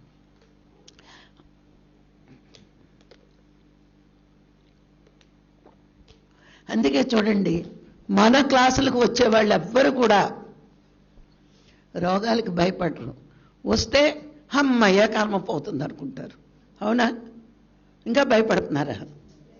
అమ్మయ్య కొంచెమే లేదన్నారు. కొంచెం వెనకాతల వాళ్ళకి ఉందేమో భయం. భయపడితే ఆత్మస్థితిలో ఉన్నట్టు కాదు. మనం దేనికి భయపడకూడదు. భయం లేనప్పుడు మన దగ్గర నుంచి కష్టం, రోగం రెండు పారిపోతాయి. భయపడ్డావా అది దానికి లొంగిపోతావు. అందుకే మనం భయపడకుండా ఉండి దాన్ని ఎదుర్కోగలిగే శక్తి, ఆ రోగం కానీ, బాధ కానీ, కష్టం కానీ, మరి అన్నిటినీ తట్టుకునే శక్తి ఒక్క ధ్యానమే ఇస్తుందండి. ఇస్తుంది. మొన్న నేను తిరుచానూరు క్లాస్కి వెళ్తుంటే నా వ్యాంటీ బ్యాగ్లో ఆవిడ సెల్ కొట్టేశాడు. పాపం వాడికి ఎప్పుడో జన్మలో రుణపడి ఉన్నాను. సెల్ అప్పున్నానేమో వాడికి. ఆడు వెంటనే ఎంత నేగ్గానో వ్యాంటీ బ్యాగ్ ఇలాగే ఉంది, జిప్పు తీసి చక్కగా సెల్లే తీసుకున్నాడు, డబ్బులు తీసుకోలేదు. అంటే సెల్ బాకీ తీరిపోయింది. ఇంత పిసర బాధ రాలేదు. ఎందుకు రాలేదు? మనం ఎప్పుడో రుణం ఉన్నాం వాడికి, వెళ్ళిపోయింది. ఇంకా మనం ఈ మార్గంలో ఉన్నప్పుడు దేనికి బాధపడతాం? పోయింది 10 సార్లు అనుకుంటే పోయింది, మనకు వస్తుందా? రాదు. అనుకోకుండా ఎప్పుడో రుణం ఉన్నాం, అయిపోయింది అనుకుంటే ఆ నిమిషం నుంచి హ్యాపీగా బతకొచ్చు. అవునా కాదా? అందుకని ప్రతిదాన్ని టేక్ ఇట్ ఈజీ అనుకోవడం ధ్యానం మనకు నేర్పుతుంది. ధ్యానం నేర్పుతుంది ఎంత కష్టమైనా భరించే శక్తి, ఓర్చుకునే శక్తి. ఇప్పుడు అక్కడ కూర్చుని చూడండి, మా అమ్మాయి బేబీ, అది చాలా చాలా కష్టాల్లోంచి వచ్చిందండి. మామూలు కష్టాలు కాదు. చూడండి, ఎప్పుడు చిలకలానే అవుతుంది. ఎన్ని కష్టాలంటే చచ్చిపోతుందేమో అని దానికి కాపలా కాసేవాళ్ళు. అన్ని కష్టాలు దానికి. కానీ ఏనాడు ఎవరికి చెప్పదు. దాని కష్టం చూసి అది జంగారెడ్డిగూడలో ఉంటే భీమవరం తీసుకొచ్చిన నా దగ్గరికి వచ్చింది. ఏం లేదు, 40 రోజులు మౌనం ధ్యానం చెయ్యన్నానంత. మాట్లాడొద్దు నువ్వు. మౌనంలోనే మనలో విచారణ శక్తి పెరుగుతుంది. ఆ విచారణ పెరగాలంటే ముందు మనం సైలెన్స్లోకి వెళ్ళిపోవాలి. బాహ్య మౌనం ఉంటేనే అంతర్మౌనంలోకి ఈజీగా వెళ్ళగలం. అందుకే అది మౌనంలోకి వెళ్ళిపోయింది. పగలు రాత్రి ధ్యానం. ఇప్పుడు చూడండి ఎంత చిలకలా ఉంటుందో. ఎక్కడ ఏ పని ఉన్నా తన ముందు ఉంటుంది. అసలు భీమవరంలో నేను 3 days వర్క్షాప్ చేస్తున్నానంటే 50% వర్క్ అదే చేస్తుంది. ప్లాన్లు నావి. నేను ప్లాన్ చెప్తాను కుర్చీలో కూర్చుని. తెల్లవారుజాము 4 గంటలకు లెగుస్తుంది. మళ్ళా ఈ మధు వాళ్ళు వీళ్ళంతా 4 గంటలు లెగుస్తారు, జనాలను లేపుతారు, హీటర్లు చూస్తారు, మోటార్లు చూస్తారు. ఈ రవి కొంతమంది ఉంటారు మాకు. వీళ్ళందరి హెల్ప్తో మేము 3 days చేస్తున్నాం మేము అనుకుంటారు. కానీ ఇక్కడ వీళ్ళంతా వర్క్ అండి. మరి సింధు ఉంటుంది రవి వాళ్ళ వైఫ్. ఇంకా అది దానికి అష్టావధానం శతావధానమే. దానికి కొన్నాళ్ళకి ఫోన్ పక్కన పెడితే కానీ దాని బుర్ర పనిచేయదేమో. ఎప్పుడు రింగులు అవుతూనే ఉంటాయి ఫోన్లు. తన వరకు తంది, మధు వరకు మధుది, బేబీ వర్క్ ఇంకా ఆల్ ఇన్ వన్. ఇంకా వంట దగ్గర తనే అన్నీ చేయడము, టీలు పెట్టడము అన్నీ తనే. ఇంకా బేబీ రాదు అంటే నా గుడ్డలో రైళ్లు పరిగెడుతూ ఉంటాయన్నమాట. అవి చేసేస్తాననుకోండి, కానీ అంత మమేకమై చేస్తున్నారు వీళ్ళంతా. మరి అంత మమేకమై ఏంటి, ఏమి రుణం ఇది? ఏనాటి రుణం ఇది? రుణం కాదు. వాళ్ళు ఏమనుకున్నారంటే ఇది దైవ కార్యం, మన వంతు మనం చెయ్యాలి అనుకున్నారు. వాళ్ళు త్రికరణ శుద్ధిగా ఈ వర్క్ చేస్తున్నారు. అక్కడికి వచ్చిన ప్రతి వాడు కూడా సేవలో పాల్గొంటాడు. గమనించండి. కొత్త వాళ్ళైనా సరే మేము వడ్డం చేయమని అని అడుగుతారు. ఎందుకు అడుగుతారు? ఆ నేచర్ అనిపిస్తుంది వాళ్ళ చేత. మనం ఒక మంచి కార్యం చేయడానికి మనం అడుగు ముందుకు వేయడమే. అంతేనండి. అందరూ వస్తారు మనకు సహాయం. గాంధీ గారి స్వాతంత్ర సమర యోధంలో ఫస్ట్ అడుగు ఆయిందే, ఏ ఉద్యమం చేసినా. తర్వాత ఎంతమంది ఆయన వెనకాతలు వెళ్ళారు. అడుగు వేసిన వాడి పేరు స్థిరస్థాయిగా ఉండిపోద్ది. పాప వెనకాతలు కలిసిన అడుగులను ఎవరు చెప్పుకోడు కదా. గాంధీ గారి ఉద్యమం అంటారు. కానీ ఆయన ఉద్యమం చేయడానికి కారణం వెనకాతలు ఎంతమంది ఉన్నారు ఆయన. ఏదైనా అంతే. అందుకే ఇప్పుడు పత్రిసారి చేశారు అంటే వెనకాతలు మనందరం చేసాం. అందుకే మంచి పని చేయడానికి ముందు ఉండాలి, ఫస్ట్ అడుగు పడాలి అని చెప్తారు పత్రిసారు. మాకు అదే నేర్పించారు.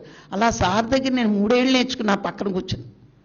ఎప్పుడైతే నేను ధ్యానాన్ని ఇష్టపడ్డానో పత్రి గారు నాకు నిజంగా దేవుడి కంటే దేవుడే, దేవాది దేవుళ్ళ అనిపించేవాడు. అలా నేర్చుకున్నాను ప్రతి విషయాన్ని. ఆ రోజుల్లో జ్ఞానం ఎక్కువ ఉండేది. ఇప్పుడు జనం ఎక్కువైపోయి జ్ఞానం కాదు కదా. ఆయన కాళ్ళు పట్టుకుని పీకేస్తున్నారు జనాలు, ఆయన్నే పట్టుకుంటున్నారు. ఇంకా ఆయన కాళ్ళెట్టి మొత్తం ఆయన్నే పట్టేసుకుంటారు ఒప్పుకుంటే. ఇంకా ఆయన నోటంటే మాట ఎవరు రాడిస్తున్నారు చెప్పండి? కాన్సెప్ట్లు ఎవరికి కావాలి? వినాలి. ఆయన నోటంటే ఏ వాక్కు వస్తుందో, ఎంత అద్భుతమైన మాట మాట్లాడతారో అనే తపన మనలో ఉంటే గురువులు తప్పకుండా చెప్తారు. కాళ్ళు పట్టుకుంటే కర్మ పోతుంది. ఎవడో కోన్కిస్కగాడి మాట చెప్తాడు. నాకు కొందరు కాళ్ళు రాస్తుంటే వాళ్ళకు ఇలా ఓసారి అనేసి టక్మని పక్కకి వెళ్ళిపోతారు. అంటే దీని 100 కర్మలు ఆయన తీసేసుకున్నట్టు. తీసుకోడు. ఎందుకు తీసుకుంటాడు? నీ కర్మలు ఆయన ఎందుకు తీసుకోవాలి? కానీ ఇదో పిచ్చి నమ్మకం. ఈ పిచ్చి నమ్మకాలతో మూఢత్వం. వీళ్ళ జ్ఞానం లేదు. వీళ్ళ పాపాలు కష్టాలు పోవాలి, పాపాలు పోవాలి, వీళ్ళు భోగం రావాలి. అంతేకాని గురువు నోటంటే ఏ పలుకు వస్తుందో, ఆ పలుకు మన జీవితాన్ని ఎలా మారుస్తుందో ఆ రోజుల్లో మాకు తప్పనుండేది. కాబట్టి మమ్మల్ని తెల్లవాళ్ళు కూర్చోబెట్టుకుని నేర్పేవాడు ఆయన. మరి అంతటి జ్ఞానం ఈరోజు మీరెందుకు వెళ్ళలేకపోతున్నారంటే, జ్ఞానంలోకి వస్తే నాకేటి లాభం? ఏ లాభం? నీ బొంద ఏమీ లాభం ఉండదు. శారీరకంగా మానసిక పరంగా లాభాలు కోరితే గురువు దృష్టిలో గొప్పవాళ్ళం కాదు. ఇది ఒక్కటి ప్రతి వాళ్ళము అర్థం చేసుకోవాలి. ఆత్మపరంగా ఎదగాలనుకోండి, ఆ గురువు నిన్నే అనంతంగా ఎదిగిస్తాడు. శారీరక లాభాలు మానసిక లాభాలు కోరుకుంటే నిన్ను చూసి చూడనట్టు పక్కన పెడతాడు అంతే. అందుకంటే అది నేను పత్రి గారి దగ్గర గ్రహించాను. ఇలా సార్ కూడా అన్ని ఊళ్ళు రోజుకి 4-5 ఊళ్ళు తిరిగేసేదాన్ని. ఇలా తిరుగుతుంటే ఒక మజిలీ పక్క ఊరు. సార్ కంటే స్టామినా గట్టిగా ఉంటుంది కాబట్టి ఎన్ని ఊళ్ళు తిరిగినా పూల రంగుల్లాగా అలసిపోడు. మనం 2 ఊళ్ళు వెళ్తే చాలా అయిపోతుంది మన పని. అప్పటి రోజుల్లో మా స్టామినా అది. మా పక్క ఊరు వెళ్ళాం. సార్ కూడా కారు దిగాను. నేను ఒక పక్కకు కూర్చున్నానికి నీరసం వచ్చి. సరే సార్ స్టేజ్ మీదకి వెళ్ళారు. అయిపోయింది క్లాసు. ఆయన మాట్లాడుతున్నారు. కొంతమంది నా దగ్గరికి వచ్చి మీకు అనుభవం ఏం వచ్చింది అన్నాడు. నాకు అసలే అనుభవాలు ఇవి ఏమి అప్పటికేం తెలియవు. ఒక 6 నెలలకి ఏం తెలుస్తాయి. కానీ వీళ్ళందరూ అనుభవాలు అడుగుతుంటుంటే నాకు ఒక విషయం ఏమర్థమైందంటే, అనుభవాలు వచ్చినోడు గొప్ప, అనుభవాలు రాకపోతే మామూలు వాళ్ళమా అనుకుని నాకు రావు కదా. కళ్ళు మూస్తే ఏం కనిపించదు నాకు. ఏం కోతలకు వస్తాను. అనుభవాలు వస్తే ఈ జన్మలో ధ్యానం చేసినట్టు, అనుభవాలు రాకపోతే పూర్వం నుంచి ధ్యానం చేసేవాళ్ళు అని చెప్పేసాను. నన్ను ఓటు వచ్చింది. కోసేసాను. కోసాక అవును ఇది నిజమా అబద్ధమా? అబద్ధం ఆడకూడదు కదా. మరి నేను ఎందుకు ఇలా చెప్పానని. అప్పటికి సార్ అంటే నాకు అంత పెద్ద భయం ఏం లేదు. అంతమందిలో సార్కి వచ్చింటే సార్ అన్నాను. ఏంటి చెప్పు అన్నారు. అంటే ఎవరో నన్ను అడిగారు, సార్ నీకు అనుభవాలు ఏమొస్తున్నాయని. నాకు అటు ఇటు చూసాను, మీరు కనిపించలేదు. అనుభవాలు రాకపోతే గొప్ప కాదనుకుని నాకు గత జన్మలో అనుభవాలన్నీ అయిపోయి నాకేం రావు, నాకు ఎప్పుడో ధ్యానం మొదలెట్టేశాను కాబట్టి అనుభవాలు రావు అన్నాను. సార్ ఇది కరెక్టా రాంగా అని అడిగాను సార్ని. నువ్వు గొప్ప కోసం చెప్పినా నువ్వు కరెక్టే అన్నాను సార్. అనుభవాలు పెద్దగా ఇంపార్టెంట్ కాదు. ఆత్మపరంగా ఎదగడం. నువ్వు పనుల కోసం పాటుపడుతున్నావా లేదా? అందరికీ ధ్యానం నేర్పుతున్నావా లేదా? ధ్యాన ప్రచారం చేస్తున్నావా లేదా? ఇవి నీకు వెళ్తున్నావా లేదా? ఇప్పుడు నువ్వు ఎదుగుతున్నట్టు అసలైన అనుభవం ఇది అని సార్ నాకు మొట్టమొదటి 2002లోనే నేర్పించారు. అందుకే నాకు అనుభవాలు వచ్చిన వాళ్ళు ఎవరు గొప్పగా కనిపించరు. ఎందుకంటే నా మనసులో అది ఫిక్స్ అయిపోయింది. కూర్చుని సబ్కాన్షియస్ మైండ్లో కలలుగంటారు వీళ్ళందరూను. అనుభవం తొక్క అనుకున్నాను. అందుకే అనుభవాల కోసం చెప్పను. ఇలా 2002 అంతా ఆయనతో తిరిగి ఎన్నో విషయాలు నేను నేర్చుకోవడం. 2003 నవంబర్ 2 అమలాపురం పత్రి గారి క్లాసు వెళ్ళాలని ధ్యానం మరి చేసేసుకుని వెళ్తే బాగుంటుంది అనుకున్నా. ఎందుకంటే ధ్యానం అలవాటైనోడు ధ్యానం లేకపోతే ఉండలేరండి. ఆ టైంకి ఏదో విధంగా ధ్యానం చేసేయాలి. నాకు కూడా ఈ కిక్ ఎక్కింది ధ్యానం. మందు తాగితే కిక్కులాగా ధ్యానం చేస్తే ఒక కిక్ ఉంటుంది మనకి. ఆడికి తెలియదు అదవా. తెలిస్తే మందు మానేసి ధ్యానం వేసేసేవాడు. ఆ కిక్కు కంటే ఈ కిక్, ఆ కిక్కు వదిలేస్తే పోతుంది. మనకు రోజంతా ఉంటుంది ఇది కదా. మళ్ళీ తగ్గినప్పుడు మళ్ళీ కళ్ళు మూస్తాం. అడిగి మందు కొనుక్కోవాలంటే డబ్బులు ఉంటాయి, మనకు కళ్ళు మూయడానికి డబ్బులు లేవు కదా.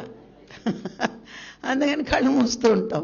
నేను తెల్లారుజాము లేచి ధ్యానం చేసేసుకోవచ్చు 2 గంటలు అని 4 గంటలకు లేచి కాఫీ పెట్టుకుందామని పొయ్యి మీద పాలు పెట్టాను.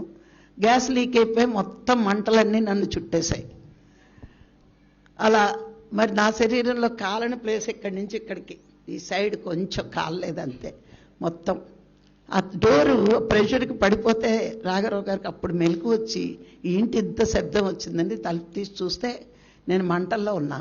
నేనే చెప్పాను ఆ రగ్గు తీసుకొచ్చి కప్పండి అని. అప్పుడు ఒక రగ్గు కాలిపోయింది, ఇంకో రగ్గు తీసుకొచ్చి కప్పారు. అప్పుడు చేతులతోటి ఆయన ఆపేశారు. ఆపితే చేతులు కాళ్ళు కూడా ఆయనకి కాలిపోయినాయి. అప్పుడు మా బాబుకు ఫోన్ చేసి ఇలా అమ్మ కాలిపోయింది రారా అంటే తీసుకొచ్చి మరి హాస్పిటల్ జాయిన్ చేయడం. మరి అక్కడ డాక్టర్లు కూడా చాలా కాలిపోయింది ఇవిడ, చనిపోతుంది అని గ్యారంటీగా చెప్పడం.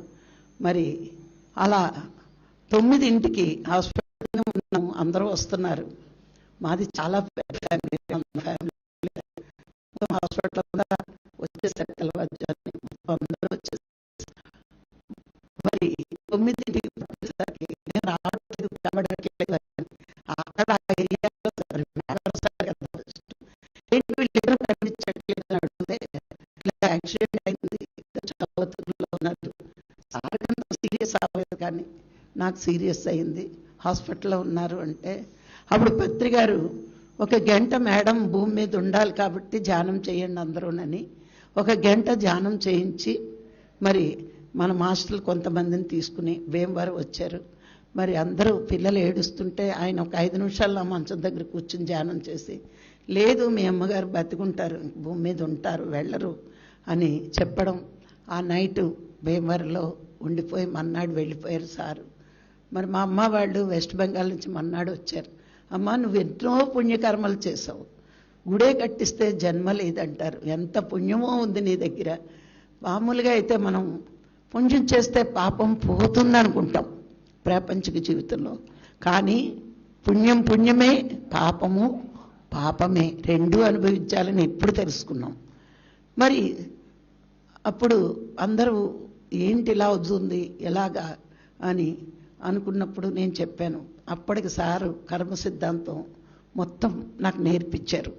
ప్రతిదీ ఏదైనా సరే ఒక సమస్య వస్తే ముందు క్వశ్చన్ వేస్తారు, తర్వాత దాంతో కాన్సెప్ట్ చెప్తారు సారు. అలా నేర్పించేవారు నాకు. ఏ క్వశ్చన్ అయినా వేస్తారు, దీనికి ఆన్సర్ ఏంటి అని అడిగేవారు, తర్వాత దానికి ఒక కాన్సెప్ట్ చెప్తూ ఉండేవారు. అలాగే కర్మ సిద్ధాంతం మొత్తం నేర్పించారు. మనం ఏ స్థాయికి వెళ్ళినా ప్రారబ్ధాన్ని బట్టే శరీరం తీసుకుంటాం, శరీరం కర్మ అనుభవిస్తాలి. కాదంటే ధ్యానం ఏమవుతుందంటే నీకు ఓర్చుకునే శక్తి వస్తుంది, ప్రారబ్ధాన్ని ఎవరూ తప్పించలేం. మరి నేను కూడా అన్ని కర్మలు ఒక్కసారి అనుభవిస్తానని నిర్ణయం తీసుకుని భూమి మీదకి వచ్చినప్పుడు ఇంత పెద్ద యాక్సిడెంట్ ఫేస్ చేయాలి, మరి తప్పదు, లేకపోతే ఒక్కొక్క కర్మకి ఒక్కొక్క జన్మ తీసుకోవాల్సిన అవసరం వస్తుంది అని బద్ధ ప్రారబ్ధం, ప్రారబ్ధం వేరు, బద్ధ ప్రారబ్ధం వేరు. ప్రారబ్ధాన్ని కూడా ఒక్కొక్కసారి మనం పోస్ట్పోన్మెంట్ చేసుకోవచ్చు, కానీ బద్ధ ప్రారబ్ధం ఏంటి అంటే బద్ధుడై అనుభవించాలి, ఇంకా దాన్ని పోస్ట్పోన్మెంట్కి మనకి వీలుండదు. అదే సార్ చెప్పారట, ఆవిడ బద్ధ ప్రారబ్ధం తెచ్చుకుంది కాబట్టి ఆవిడ అనుభవిస్తుంది అని చెప్పడం. 15 రోజులు భీమవరంలో ఉంచి ఇంకా లాభం లేదని హైదరాబాద్ తీసుకెళ్ళడం. మరి హైదరాబాద్లో డాక్టర్లు కూడా ఇప్పుడు చచ్చిపోద్ది, 50% కొలాప్స్ అవుతోంది అని చెప్పినా మా వారు మరి సార్ మీద నమ్మకంతో జాయిన్ చేసుకోండి, బతుకుతే మనిషిని తీసుకెళ్తాను, మరి చచ్చిపోతే శవాన్ని తీసుకెళ్తానని జాయిన్ చేసాడు. మరి పత్రి సార్ మన్నాడు మళ్ళా వచ్చారు, వచ్చి లేదు మేడం తప్పకుండా బతుకుతుంది అని చెప్పి పత్రి మేడంని నా దగ్గర ధ్యానం చేయడానికి 4 days పంపించారు. ఒక పిరమిడ్ తయారు చేయించారు, అది బెడ్ మీద పెట్టారు. మరి ఇలా పైనుంచి రక్తం ఎక్కిస్తూ ఉండేవారు, కింద నుంచి శరీరంలోంచి రక్తం వెళ్ళిపోతూ ఉండేది, ఆ చీము నెత్తురు బయటకు వెళుతూ ఉండేది. మరి ఒక్కొక్క ఇంజెక్షన్ 25,000 అది రోజు ఇస్తూ ఉండేవారు. అయినా ఎక్కడ బ్లడ్ ఆగేది కాదు, హీలింగ్ జరిగేది కాదు. ఇలా మరి 2 నెలల పాటు ఇచ్చాక నా శరీరం కట్టెలా బిగిసిపోయింది, రక్తం పోయి ఇంకా కదలలేని పరిస్థితి. ఒక కాలు కదలదు, చెయ్యి కదలదు, తల తిప్పలేను. మరి అలా కట్టెలా ఉన్నప్పుడు అప్పటికి 3 సార్లు సార్ వచ్చారు. 4గోసారి వచ్చేటప్పటికి ఆ రోజు అప్పటి వరకు నేను ఏడవలే. నా కర్మలు పోతున్నాయన్న దృష్టిలో ఉండేదాన్ని. ఎన్నో జన్మల్లో కోడిల్ని మేకల్ని తిన్నాను, వాళ్ళ రక్తాన్ని కాళ్ళ చూశాను. మరి ఈ జన్మలో మరి వాటి రుణం తీర్చుకుంటున్నాను అనుకునేదాన్ని. కానీ నేను బతకాలనుకున్నా కాలిన వెంటనే. ఎందుకంటే నా ఇన్స్టిట్యూట్ అంటే నాకు చాలా ఇష్టం, సేవ అంటే. ఈ పిల్లలు ఏమైపోతారు? ఇంత విద్య నేర్చుకుంటున్నారు, వాళ్ళ కాళ్ళ మీద వాళ్ళు బతుకుతున్నారు. నేను చచ్చిపోతే మూసేస్తారు. ఓ 10 ఏళ్ళు బతుకుతే ఇంకా నేను సేవ చెయ్యొచ్చు వాళ్ళకి అని అనుకునేదాన్ని. అప్పుడు సార్తో అదే అన్నాను, సార్ బతకాలనే కోరిక ఎంత నికృష్టంగా ఉంటుందని నాకు తెలీదు. మంచం మీద ఉండే బతుకు నాకొద్దు, నేను చచ్చిపోతే బాగుంటుంది. శరీరం ఒక్క అంగుళం కూడా కదలట్లేదు సార్, ఎందుకు బతకాలి నేను, నాకు చచ్చిపోవాలని ఉంది సార్ అన్న. అప్పుడు సార్ అన్నారు, నా మాట మీద నీకు నమ్మకం ఉంటే ఇలాంటి మాటలు ఆపేయి, నువ్వు చావు, నమ్ము నా మాట అని, నువ్వు బతుకుతావు, అన్ని పనులు చేస్తావు, మామూలు మనిషి అవుతావు అని గంట సేపు నచ్చ చెప్పారు నాకు. ఇంకేడు పాపేయండి మేడం, ఏడు పాపేసి పడుకోండి, నేను పాట పాడతానని నానాటి బ్రతుకు పాట పాడి నేను పడుకునే వరకు పాడారు సార్. ఆ పాట గంట పాడి నన్ను పడుకోబెట్టి సార్ బయటకు వెళ్ళిపోయారు. మరి నాగరావు గారు వచ్చి మళ్ళీ నన్ను లేపి అప్పుడు చెప్పారు, నువ్వు ఎంత అదృష్టవంతురాలివి, సార్ పాట పాడి పడుకోబెట్టారు. ఈరోజు పొద్దున్నుంచి సార్ ఎవరితో మాట్లాడట్లేదు, పన్ను నొప్పిగా ఉందని, నీకోసం 2 గంటలు ఆయన మాట్లాడి వెళ్ళిపోయారు ఇప్పుడే అని చెప్పడం. ఆ తర్వాత మరి నాకు శరీరం ఎప్పుడైతే కట్టెలా బిగిసిపోయిందో ఇంకా మెడిసిన్ ఆపేశారు, ఓన్లీ డ్రెస్సింగ్ చేసేవారు. అంటే రోజు గాజుగుడ్లేసి ఇంతంత లావు బ్యాండేడ్ దూదులేస్తే చీము నత్రతో సరి మరి అట్లా కట్టేస్తే మన్నాడు 200 సిలిన్ బాటిల్స్ ఒంపి నానబెట్టి కోడికి మేకకి చర్మం ఎలా పీకుతారో అలా పీకేవారు. ఒక్క చిన్న గాయమైతే దూది అంటుకుంటే ఎంతో మంట పెడుతుంది. మరి నిలువెల్లా కాలిపోయి ఈ మంటలు నేను భరించానంటే ఎంత పాపం చేసుంటానో కదా. మరి అదంతా అనుభవించేటప్పుడు చాలా దుఃఖం ఉంటుంది. అందుకే బుద్ధుడు చెప్తాడు, పాపం చేసేటప్పుడు సుఖభ్రాంతి చాలా ఉంటుంది, ఆ పాపానికి ఫలితం అనుభవించేటప్పుడు తీరని కష్టం. నిజమే కదా. మనం పాపం ఈజీగా చేసేస్తాం, అబద్ధం ఆడేస్తాం, మోసం చేసేస్తాం, ఎన్నో చేసేస్తాం. కానీ ఆ ఫలితాన్ని అనుభవించేటాడు ఏనాడో ఏదో తెలియని వాళ్ళ అంటాం, ఏనాడే పాపం చేశానో నాకు ఈ కష్టం. ఏం కాదు, అన్ని పాపాలు తెలిసుండే చేస్తాం. కోడి తింటున్న వాడికి తెలిసుండి తింటాడా, తెలియక తింటాడా? తెలిసే తింటాడు, రంజుగా ఉందని. అబద్ధం ఆడేవాడికి ఒక్క అబద్ధమే కదా, ఏమవుతుంది ఆడేస్తే అనుకుంటాం. మోసం చేసిన వాడికి తాత్కాలిక ఆనందం కోసం శాశ్వతమైన దుఃఖం అనుభవిస్తున్నాం మనం. గమనించుకోండి. ఒక అబద్ధం ఆడితే వాళ్ళు నమ్మించేసాం అనుకుంటాం, అబ్బా నేను ఈయన్ని బాగా నమ్మించేశానని, అది తాత్కాలిక ఆనందమే. ఆ తాత్కాలిక ఆనందం కోసం శాశ్వతంగా దుఃఖాల్లో పడిపోతున్నాం. ఈ సత్యం మనం ధ్యానంలోకి వచ్చే వరకు మనకు తెలియదు. అందుకే పాపాలు ఆగాలి అంటే ఈ భూమి మీద ధ్యానం ఉండాల్సిందే. అందుకే పత్రిగారు తపన, ధ్యానం లేకే జీవుడు నికృష్టుడిగా తయారవుతున్నాడు, రాక్షసుడిగా తయారవుతున్నాడు. ధ్యానం వాడి జీవితంలో ఉంటే మరి ఎలా ఎదుగుతాడు? మానవుడు మాధవుడిగా మారడానికి ధ్యానం. మరి మానవుడు రాక్షసుడిగా ఎందుకు మారుతున్నాడంటే వాడికి ఉన్న స్వార్థం, అది తప్పు అని తెలియకపోవడం, వాడు చేసింది గొప్ప అనుకోవడం, ఈ అజ్ఞానపు బతుకులు. ఎప్పుడైతే జ్ఞానం వస్తుందో ఈ అజ్ఞానాన్ని వదులుతాం. చూడండి, చీకటి పోవాలి అంటే ఎంత ప్రయత్నం చేసినా మనం చీకటిని పోగొట్టలేం. ఒక్క లైట్ వేస్తే చీకటి తుస్సుమని పోద్ది. నువ్వు 100 సంవత్సరాలు ఆ ఇంటిని చీకటి చేసినా, నువ్వు 1000 సంవత్సరాలు ప్రయత్నించినా చీకటి పోదు. మరి నువ్వు వెళ్ళి ఒక్క బల్బు పెట్టి లైట్ స్విచ్ చేస్తే అదే నిమిషంలో వెలుతురు వస్తుంది. అలాగే ఎన్నో జన్మల నుంచి అజ్ఞానపు బతుకు బతికినా, పుట్టినప్పటి నుంచి మహాపాపాది పాపాత్ముడైనా ఆ జ్ఞానం తలకెక్కించుకున్న రోజున ఈ అజ్ఞానం పోతుంది. అజ్ఞానం పోవాలంటే జ్ఞానమే తప్పించి పూజ కాదు, స్తోత్రం కాదు, యజ్ఞం కాదు, యాగం కాదు. పూజల వల్ల అజ్ఞానం పోదు, భక్తి వల్ల అజ్ఞానం పోదు, జ్ఞానం వల్ల మాత్రమే అజ్ఞానం పోతుంది. అందుకే ఆ జ్ఞానం ప్రతి వాడికి అందాలి అని పత్రిగారు భూమి మీదకి రావడం జరిగింది.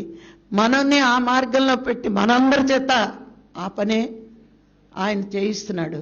మరి ప్రజలంటే ఆయనకి ఎంత తప్పనో ఆయన కార్యక్రమాలు చూస్తే మనకు అర్థమవుతుంది. అవునా కాదా? ఇప్పుడు మనకే ఇంత తక్కువ స్థాయిలో ఉండి తక్కువ జనానికే మనకు ఆనందం వస్తుంటే ప్రపంచాన్ని మార్చాలని గోల్ పెట్టుకుని ఆయనకి ఎంత ఆనందం దక్కాలనుకుంటాడు. మరి వాళ్ళందరూ అనుకోకపోతే మనకి జ్ఞానం భూమి మీదకి వచ్చేదా? అలా నేను నెల్లాళ్ళకి బతికి బయటకు వచ్చాను మెడిసిన్ లేకుండానే. మరి అప్పటికి ఇంకా నడక రాలేదు. స్ట్రక్చర్ మీద తెచ్చి పడేశారు, 2 నర్సులను పెట్టారు వాళ్ళకు భోజనం పెట్టడానికి, నీళ్లు పోయడానికి. డాక్టర్లు 6 నెలలు ఫిజియోథెరపీ చేస్తే నడక వస్తుందన్నారు. కానీ 2 నర్సులు మా వారి సహకారంతో నేను 15 రోజుల్లో అపోలో ఫస్ట్ ఫ్లోర్ ఎక్కానండి. అది ధ్యానం అంటే. ధ్యానం అంటే ఇదండి.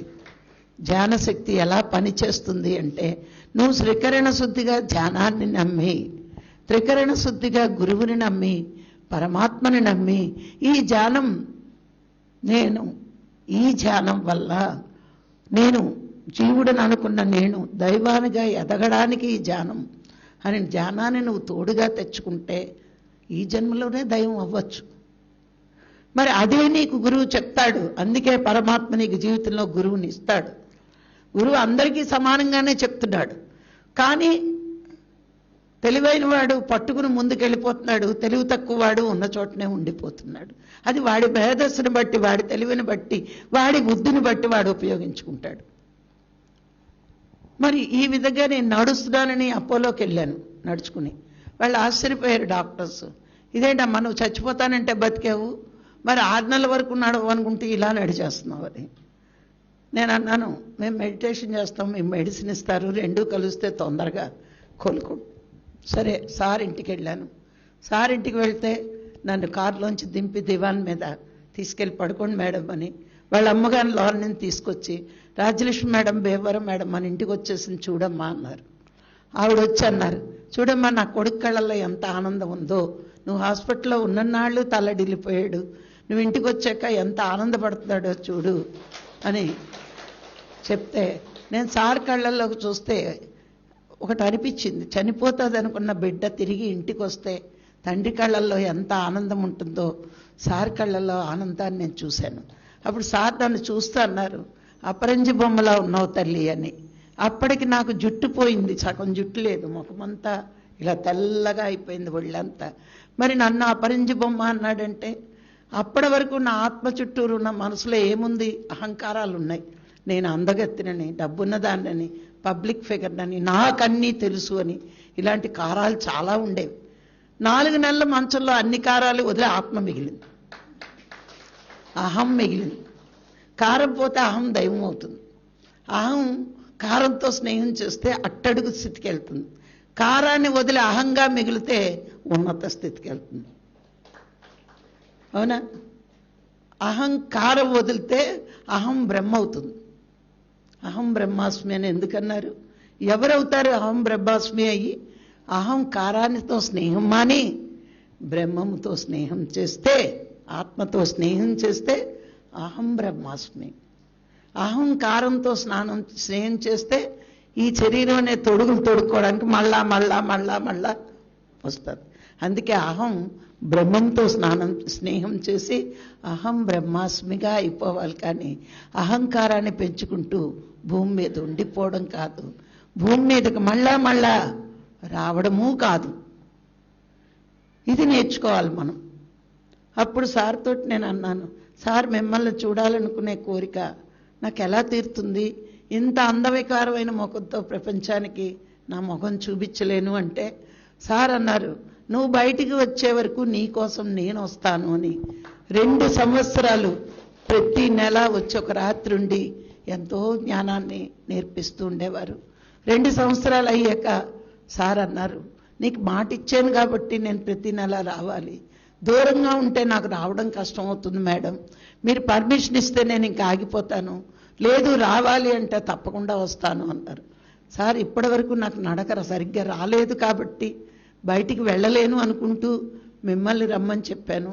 ఇప్పుడు మీరు వస్తానని అన్నారైనా వద్దని చెప్తాను సార్, మిమ్మల్ని ఇబ్బంది పెట్టను అని, ఇంకా రావద్దు సార్, ఇటువైపు వెళ్తే మీరు రండి, లేకపోతే వద్దు ఇబ్బంది పడుతూ అన్నాను. ఈ 2 సంవత్సరాలు సాధన చేస్తూ స్వాధ్యాయం చేస్తూ సార్తో ఎంతో సాన్నిహిత్యం పెంచుకుని ఎంతో జ్ఞానాన్ని నేను పెంచుకోవడం జరిగింది. మరి అలా నేర్పాక 2005లో నాకే అనిపించింది, ఏంటి నేను ఇంట్లో ఉంటున్న నాకు ఇంత సాధన ఇంత స్వాధ్యాయం చేయించారు సారు, మరి ఇంత జ్ఞానాన్ని నేర్పుతున్నారు, నాలో ఇంకిపోవడానిక నేను పంచడానిక, మరి ఎందుకు నా కోసం ఇంత కృషి చేసి సారు వస్తున్నారు నేర్పుతున్నారు అని ఆలోచించి, ఇది నన్ను భూమి మీద ఉంచారు అంటే నేను ఇంకా విశ్వానికి ఏదో పని చెయ్యాలి అని నా ఇన్నరే నాకు ఒక ప్రబోధం చెప్పింది.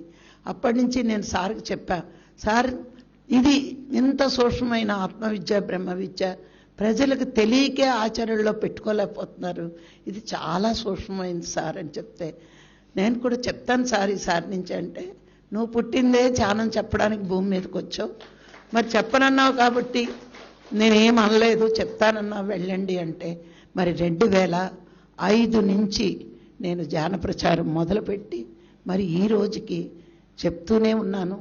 నా కోరిక ఏమిటి అంటే చివరి శ్వాస వరకు ధ్యానం అందరికీ చెప్పగలగాలి, అప్పుడే మరి గురువు నన్ను భూమి మీద ఉంచడానికి సార్థకత ఉంటుంది. ఇదే నేను గురువుకి ఇచ్చిన గురుదక్షిణ అని అనుకుంటూ చేస్తాను. నేను చెప్పేది నేను కాదు, చేస్తున్నది నేను కాదు, నా చేత చెప్పించబడుతుంది, నా చేత చేయించబడుతోంది అని అనుకుంటాను. మరి ప్రతిరోజు అలాగే మరి ఎక్కడ అహంకారం పెరిగితే ఎక్కడ పరమాత్మకు దూరం అవుతామో అనే భయంలో మనం ఉండాలి. అహంకారం దేనిదండి? మనసుది, అవునా? మరి ఆత్మకి శరీరానికి మధ్యలో మనసు ఏర్పడిపోతే ఏమవుతాం మనము? ఆత్మకి దూరం అవుతాం. అందుకే ఫస్ట్ మనల్ని దూరం చేసేది అహంకారమే. దాన్ని దూరం చేసుకుంటూ ఉండాలి, దాన్ని మనం చెక్ చేసుకుంటూ ఉండాలి. అలా చెక్ చేసుకున్నప్పుడు ఇప్పుడు రాత్రి మీకు చిన్న కాన్సెప్ట్ చెప్పాను, నీడ కాన్సెప్ట్. అప్పుడు ఏమవుతుంది? మనసు ఆత్మలో లయమైనప్పుడు ఆ మనసు కూడా ఆత్మగా మిగిలిపోతుంది. అది మనసు ఆత్మ అవడం అంటే. ఇలా ఎదగాలి, అహంకారం తగ్గించుకోవాలి, వినయం పెంచుకోవాలి, ప్రతి విషయాన్ని విచారణ చేస్తూ స్వీకరించాలి. ఇలా నేర్చుకుంటే ఎంతో ఎదగగలం. ఏంటాగిపోయావు? మరి ఇవి నా అనుభవాలు, ధ్యానం, ధ్యాన ప్రచారం. ఏంటాగిపోయావు? ఏమాగిపోయావు? నువ్వేమాగిపోయావు? రాస్తూ రాస్తూ ఆగావు.